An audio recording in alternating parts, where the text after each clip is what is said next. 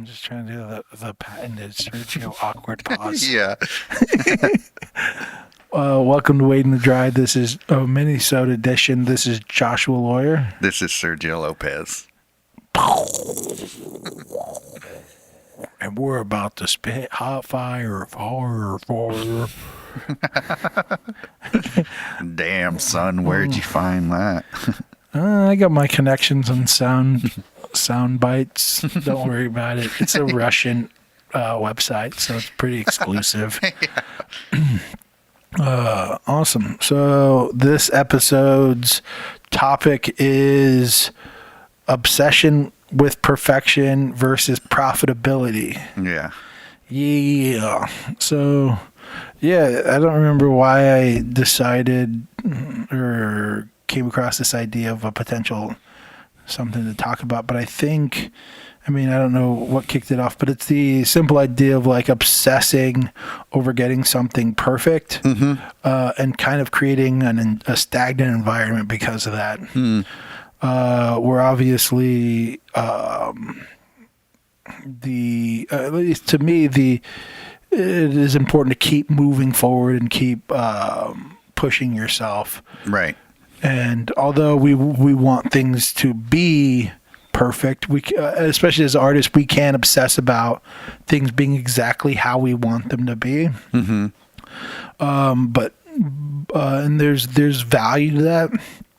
But when you let it control your progress is, I think, when it becomes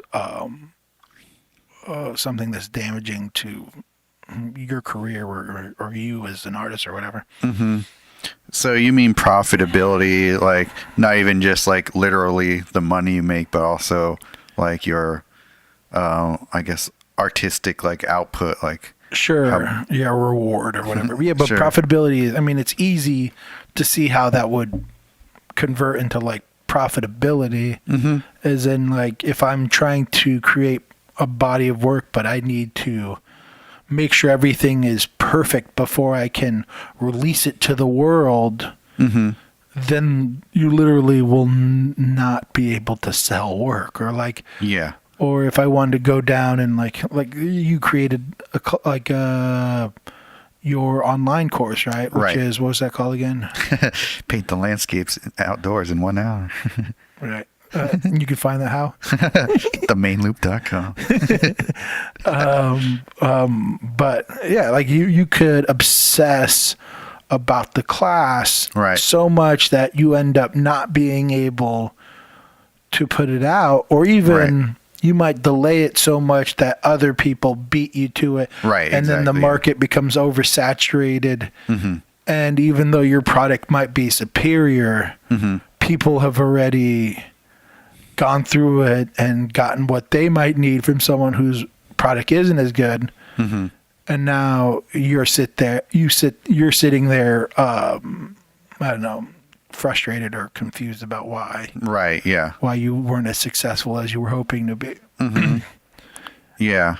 Well, I guess it's easy to see why it would be a bad idea to obsess over something, but when would it be a good time?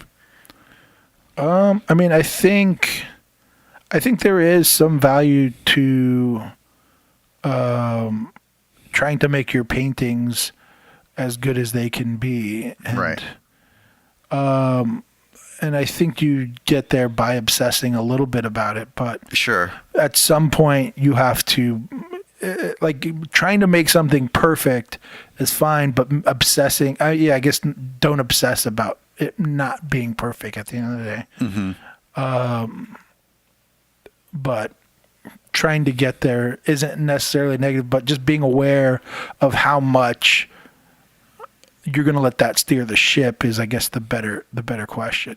Is that we're trying to make quality art and as best as we can, but we can't obsess about, especially when things are, you have to be aware that something that might annoy the shit out of you might not be noticed by anyone else but you.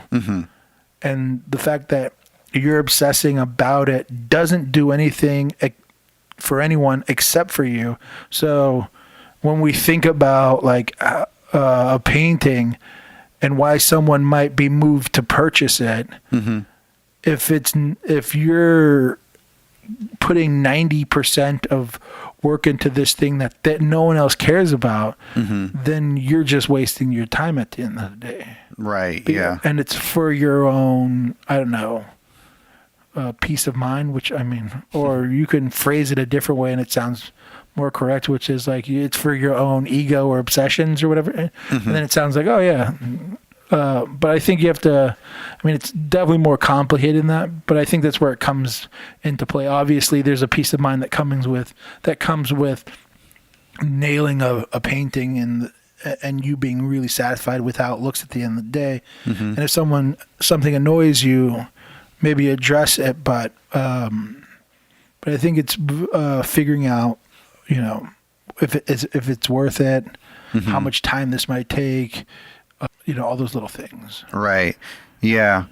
You can almost kind of think of it a little bit like in a formula, like where it's like the scales of like effort versus I guess output, where like for example, I've been working on this body of paintings for the show coming up, and deadline is basically I gotta take the rest of the paintings to the gallery this on Monday. And so I'm thinking there's a painting that I left deliberately to the end because I'm like, there's a part of it that's like really frustrating me and like not quite where it needs to be, like in my own brain.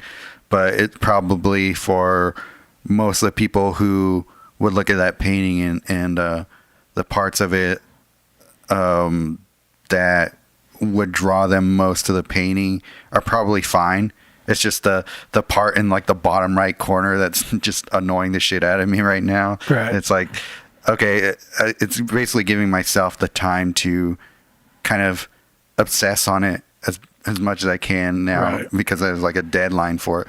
However, if I started with trying to finish that painting at the beginning, that would have ate up so much more time on these that would have been better used for the other paintings I was working on. Right. So it's like if I that scale of like, am I going to put all my time into this negligible part for my own sort of, like what you're saying, my own self-satisfaction, or am I going to use my time to paint the other like 6-7 paintings that I know I'm going to do better on, and it's like just so much more of a better use of my time.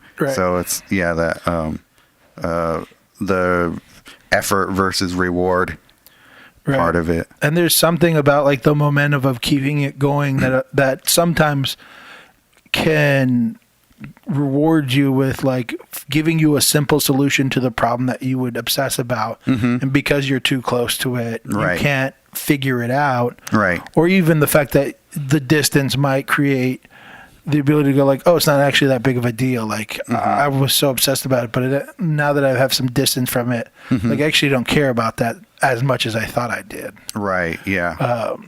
And that comes from, I think, that momentum of just keep moving, having that like urge to keep moving forward and being like, I'm going to go to the next painting, the next painting, the next painting, and knowing, you know, having done this so long, knowing that like there's benefits to not obsessing about that, for sure, and knowing that there's benefits to just to keep on track and keep moving forward.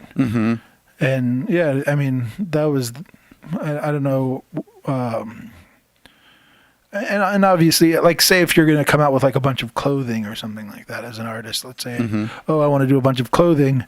If you then obsess about like getting everything to be presented like in a certain way, like you might not ever come out with this work and all this time you spent because you're too scared to like pull the trigger and go like, oh, let's just like roll it out.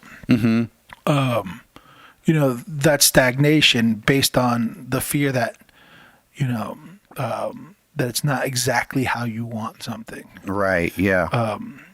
or and in every avenue you might go as an artist or whatever, a creator, whatever you are, there's that like, and maybe it's a bit of self-sabotage, I'm not sure, but there is that like hesitation to keep moving forward because, and maybe you're using perfection as an excuse, I don't know. Right.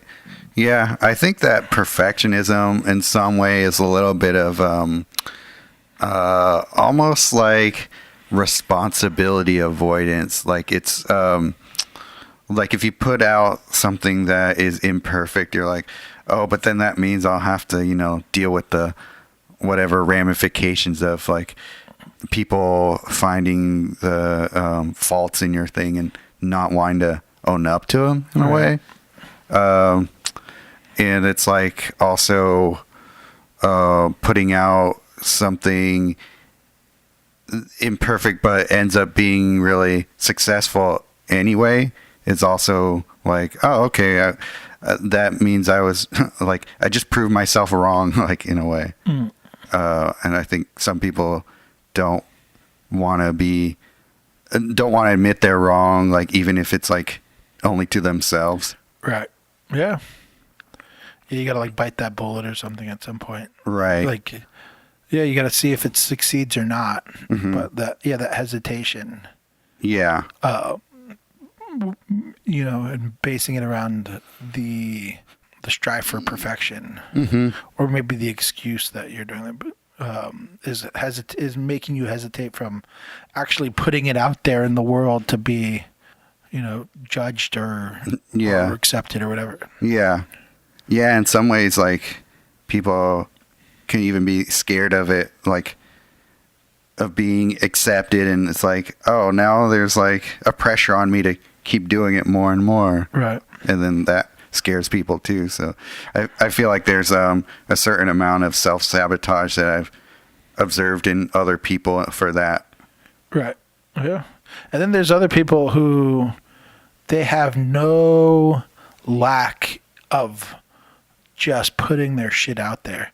Sure. They might not be the best, but you see it all the time with, like, there's a lot of people that judge artists that might not be the best artist, but that have a ton of success. And what I would say is that those people, they put their shit out there. Like, perfect or imperfect as it may be, they are putting it out there and they're getting rewarded for that. And if you're hesitating to do so, then you can't get mad at them. You know what I mean? You can't point your finger and be like, why are they successful? And then you're sitting in your fucking studio not doing shit and not creating or obsessing about making something perfect or to the level, or comparing yourself to another artist and being like, I suck too much, to I hate when people say that on Instagram where they're like, oh, I wish I could be as good as you, yada, yada, yada. Right. And I'm like, you wish, loser. But when they say that, I'm like, it just takes a shitload of work. Or they're like,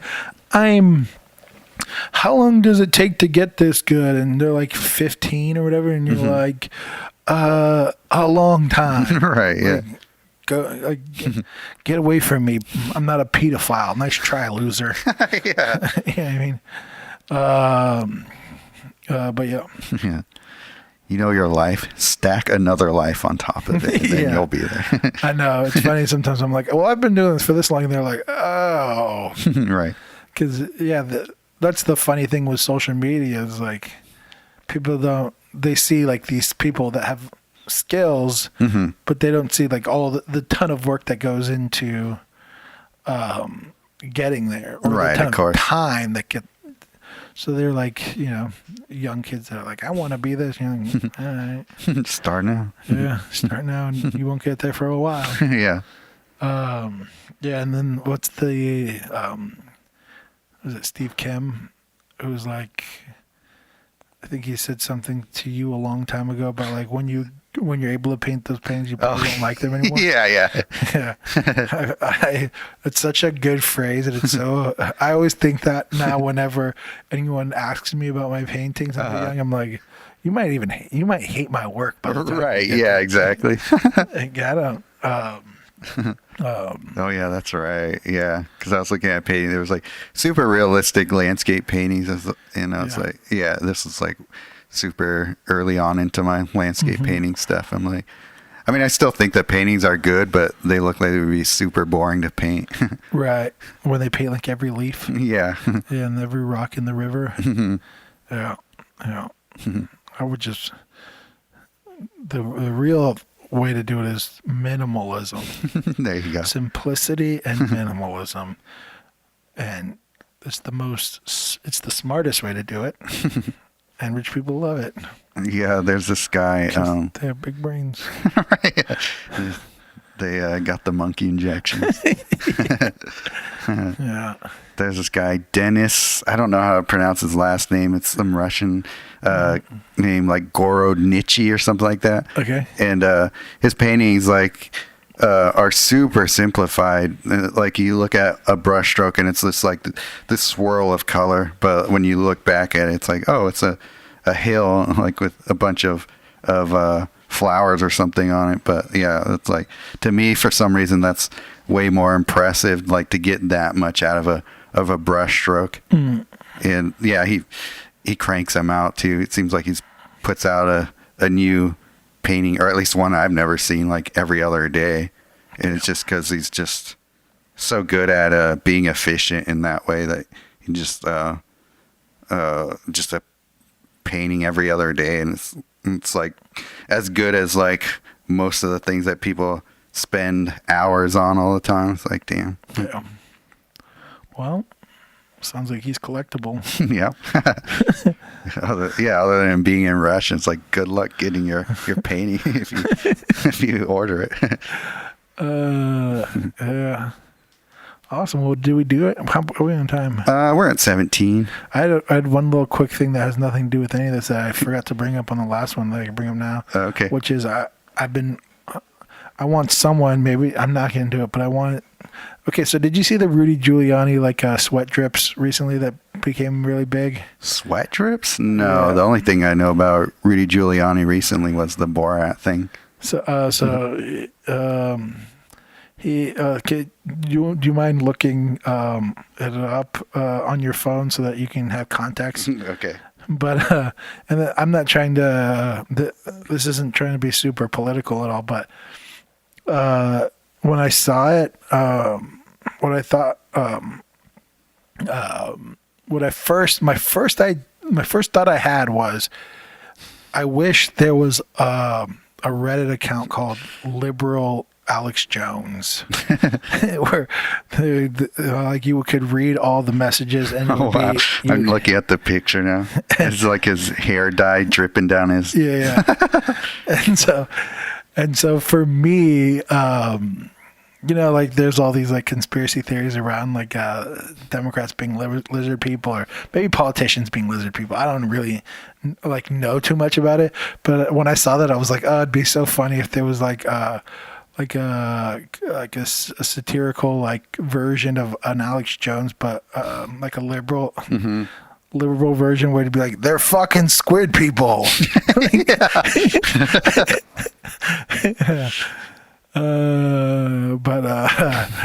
Because that's what I had when I first saw it. I was like, oh man, I wish that existed somewhere. Maybe it does. I don't fucking know, but Maybe it does, yeah. But someone's got to create it. Squid people. They're fucking squid people, Joe. Look into it. Also, I need to stop drinking. From an interstellar dimension. But yeah, that's all. I hope that covered 3 minutes. Yeah, just about. I know you guys didn't sign up for that last little bit, but I just remembered This was and this will be old days. news by the Yeah, time that's it true. posts. But for anyone that wants to start an Instagram account and maybe grow into a humongous thing, think about maybe opening a Liberal Jones or something like that. Liberal Jones. That's good. I'm curious if there's some memes. I'll have to look at this later. There's gotta be. It's just so funny. It just writes itself. You know what I mean? Yeah. Yeah. That's hilarious. Oh my god. Yeah, because it does have that feel of like it's a lizard person melting kind of thing. Yeah, that's why I thought of it right when I saw it. I was like, oh my god, the conspiracy theories. And I was like, there's not too many conspiracy theories on that other side, around revolving around the other side. I'm like, oh man, there needs to be a liberal Alex Jones that's like off his rocker as well. Yeah. And he's like, the fucking squid people. Yeah, that's gonna take up some time this afternoon. Yeah. All right. We're done. All right. Well, guys. Is that long enough? I don't know how long these usually go. They're like 20 to 30 minutes usually. Okay. Yeah. Hell yeah.